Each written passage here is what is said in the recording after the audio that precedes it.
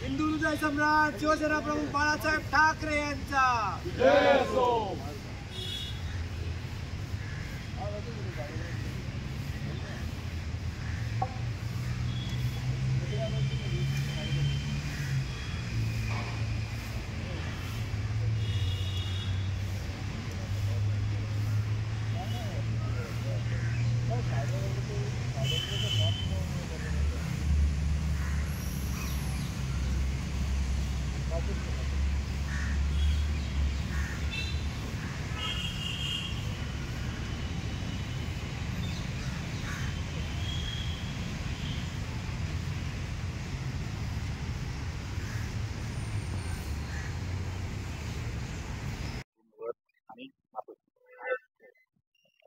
नक्कीच गेले अनेक दिवस प्रचार चालू होता आणि आज उमेदवारी अर्ज आम्ही भरतोय. त्यामुळे उमेदवारी अर्ज भरताना ज्यांच्या विचारांनी प्रेरित होऊन मी या पक्षात आहे त्यांचा आशीर्वाद घेणं हे माझं कर्तव्य आहे.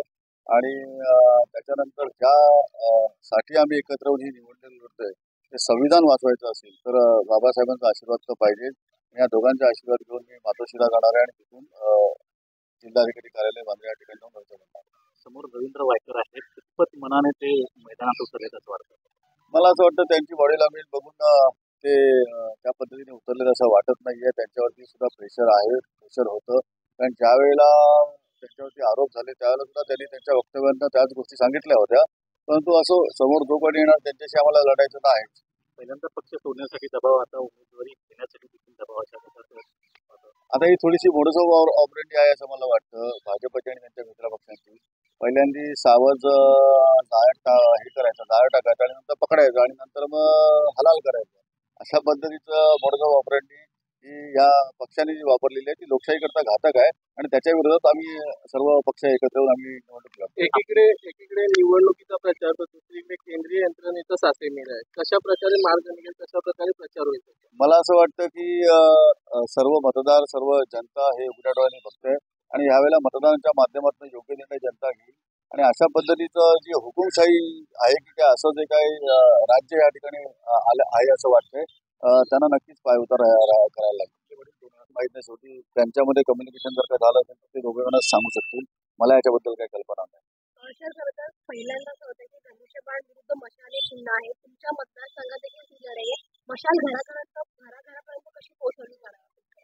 माझ्यासमोर जे चिन्ह आहे ते चोरलेलं धनुष्यबाण आहे आणि नक्कीच भविष्यात तो धनुष्यबाण शिवसेना उद्धव बाळासाहेब ठाकरे यांना नक्कीच परत मिळणार याची आम्हाला खात्री आहे. आणि आता लोक म्हणजे जसं उद्धव साहेब बोलले की मला जनतेच्या न्यायालयामध्ये जायचं. आज आम्ही ज्यावेळेला लोकांच्या समोर जातो तेव्हा त्यांना प्रश्न करतो, बाबा शिवसेना कोणाची? तर बाळासाहेब ठाकरे. बाळासाहेबांच्या नंतर शिवसेना कोणाची? जनताच बोलते उद्धव साहेब. माझं एक मत आहे की जर का जनतेला कळत असेल, सामान्य गोरगरीब जनतेला जर का कळत असेल तर इलेक्शन कमिशनला कळायलाच पाहिजे. पण असो, काही टेक्निकल कारणामुळे जरी आमचा धनुष्यबाण त्यांनी चोरला असेल तर तो भविष्यात आमच्याकडे येईल. पण तोपर्यंत ही मशाल घेऊनच आम्ही अंधारातनं उजेडाकडे जाण्याचा प्रयत्न करणार आहे आणि ही मशाल शिवसेना उद्धव बाळासाहेब ठाकरे आणि आमचे सर्व आघाडीचे पदाधिकारी घराघरापर्यंत पोहोचवतात. ते आज घरी नव्हते. परंतु बघा कसं असतं, वडील म्हणून आणि मुलगा म्हणून एक नातं वेगळं असतं.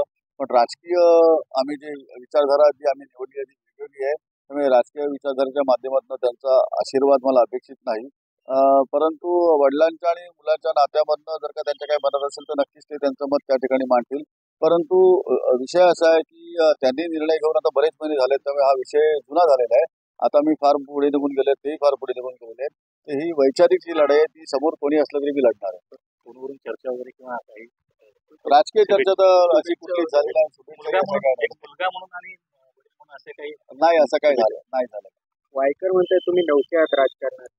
वायकर सुद्धा कधीतरी नौके होते, ते सगळं शिकून इथपर्यंत आले.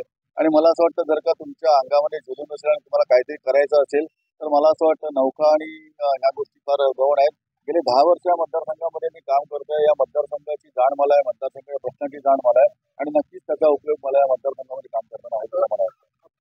ज्या घराची परिस्थिती आहे हे पहिलं उदाहरण नाही, यासारखे असंख्य उदाहरण भारतात असतील, महाराष्ट्रात असतील, भाऊ भावाच्या विरोधात आहे, काका पुतण्या विरोधात आहे. तसंच तुमच्याकडे आज वडील आणि मुलगा आहे, यांच्यामध्ये फूट पडलेली आहे. कशा प्रकारे निवडणुकीत त्याच्या सगळ्या गोष्टींचा परिणाम होईल? मला असं वाटतं बघा, वैचारिक ज्या गोष्टी ज्या असतात वेगवेगळ्या असतात. शेवटी 18 वर्षानंतर मत कुणाला द्यायचा हा अधिकार संविधानाने आपल्याला दिलेला आहे. त्या पद्धतीने घरातली वेगळी माणसं कधी वेगवेगळ्या पक्षांना मतदान करत असतील, परंतु घरात एकत्र राहत असतात. ते लोकांच्या समोर येत नाही, परंतु हे समोर येते कारण आम्ही सर्वजण सक्रियदृष्ट्या राजकारणामध्ये आहोत आणि सक्रियदृष्ट्या राजकारणात असल्यामुळे काही गोष्टींचा निर्णय घ्यायला लागतो. तो निर्णय मी घेतलेला, माझ्या वडिलांनी घेतलेला किंवा त्यांच्या घरात त्यांनी घेतला असेल. आणि मला असं वाटतं की हे पूर्वी किती व्हायचं आणि आता किती होतंय हे सुद्धा आपण सर्वांनी बघायला पाहिजे. ज्यावेळी पक्ष फुटला त्यावेळी देवेंद्र फडणवीसांनी आज एक